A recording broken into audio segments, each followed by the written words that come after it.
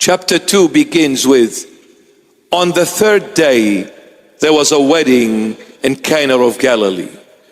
The Holy Mother was there, but Jesus and the disciples were invited to the wedding, as we get invited to weddings. They were invited, and the Lord went to the wedding. And while they were there, the Holy Mother approaches the Lord and says, they run out of wine. And the Lord replies to his mom and says, what is it to you and me, women? He calls her woman, not mom. What is it to you and me, women? My hour has not come yet. The Holy Mother returns to the disciples and says to them, whatever your master tells you, you do. Then the Lord turns to the disciples and says, prepare these water pots of stone. There were 6 of them. He said, fill them with water to the brim, to the top. And then the Lord changes the water into wine. And he says, go and call the master of the wedding here. Let him drink from this wine. He comes, he drinks, and he says, amazing. We all know in the beginning, we put before our guests or the invitees to the wedding, we put the good quality wine. And after they are drunk, we give them the cheap wine.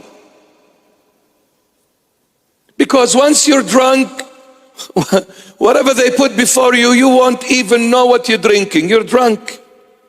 Because if we continue with the quality wine all the way, we'll be bankrupt. Quality wine, very expensive, but cheap stuff from $2 shop. Acha. So once they are drunk, we give them cheap wine. But you, to the Lord, you have kept the good quality wine till the end. The Lord found Philip. Philip found Nathaniel. Nathaniel found the whole world. It takes God to find you first. It is impossible for any human being to find God with their own intellect. It takes God to find you. You can never find him. So when a person says, I woke up and there is something inside of me telling me go to church.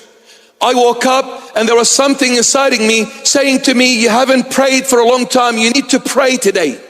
Something moved me from within. I don't know what it is, but there is something that I cannot resist. I have to do it. Remember and be sure this thing inside of you is Jesus Christ of Nazareth. It takes God to find you. So God, Jesus, who is Jesus Christ, found Philip. Then when he finds you, now he is expecting you to find someone else for him. He's not going to go and find the whole world. He'll find you, and he wants you to find others for him. So Philip went and found Nathaniel. Nathaniel was approaching the Lord, and the Lord says, he is the Israeli. He's the son of Israel. He said, how did you know I'm an Israeli? You know what that means? When the Lord referred to Nathaniel as the son of Israel. Israel is Jacob, the son of Isaac, the grandson of Abraham. His name was Jacob. Then the Lord Jesus, who was that angel that appeared in the Old Testament, when you read in the book of Genesis, the Lord Jesus, that angel whom he struggled or was fighting with all night long, and then at the end, before dawn hits the horizon, that angel breaks the hip of Jacob as a blessing. And then he says, from this moment onward, your name is no longer Jacob, but Israel. This Jacob who became Israel, called Israel by the Lord himself, had 12 sons. Those 12 sons became the 12 tribes of Israel, which makes the Old Testament church.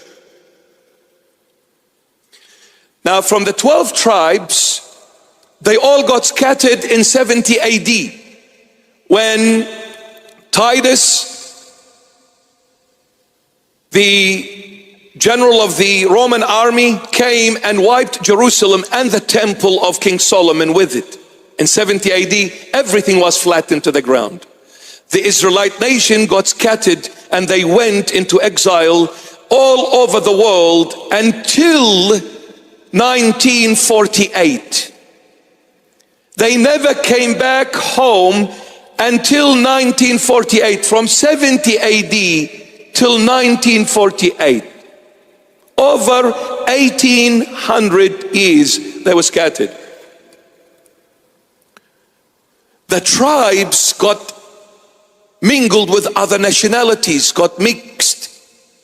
The only ones that are pure blood, which are in Israel as we speak, that are still pure blood, is the tribe of Judah and Benjamin. When the Lord referred to Nathaniel as the son of Israel, he was literally saying to him, I know you are from the tribe of Judah. Because they are the ones that kept that blood. Not mixed. Tribe of Judah. The Lord Jesus is from the tribe of Judah. So he said, how do you know that I'm from the tribe of Judah? I'm looking at you, you're similar to my age. I am 30, you're 30. I've never met you before, you've never met me before. How do you know I'm from the tribe of Judah? He said, before Philip calling you, I saw you under the fig tree. When he heard this, he bowed and said, you are the Son of God, you are the King of Israel. What happened all the way back to the time of King Herod, when he gave that order that every child in Bethlehem and the surroundings of Bethlehem that are from the age of 2 and under must be killed. 3 children fled from the sword of King Herod. 3. 1, John the Baptist. 2, the Lord Jesus. And 3, Nathaniel. Mom and dad hid him under the fig tree when he was an infant. And the grace of the Lord kept him silent as the soldiers entered the house, shouting and yelling and breaking. The baby never cried. The baby never cried out of fear. The Lord kept him silent to flee from the sword of King Herod, because the Lord chose him to be his disciple at the age of 30. Oh, when God wants to protect someone, no one can touch that someone. No army, no government, no power, no one can touch that someone when the Lord protects you. So they hid him under the fig tree. So this secret was only known to Nathaniel's parents. To Nathaniel, once he was mature enough, parents told him, and God who art in heaven. The first time he meets Jesus, and Jesus says, I saw you under the fig tree. He said, well, you must be God. Because the only one that knows this secret is God in heaven, my parents and I, no one else. You are 30 years of age. When did you see me? You must have been a baby when I was a baby. Then you must be God. Son of God is God. So, to keep it short and sweet, Son of God is God, and please don't use your wise human intellect to figure out what Son of God means. Please get a life. Yeah.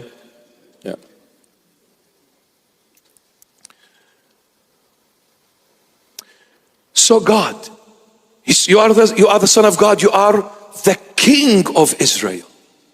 Man, I don't have time. Do you have time?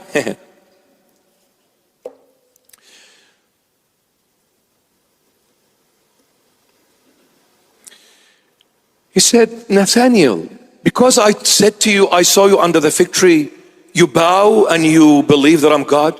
What are you going to say when you see greater things than this?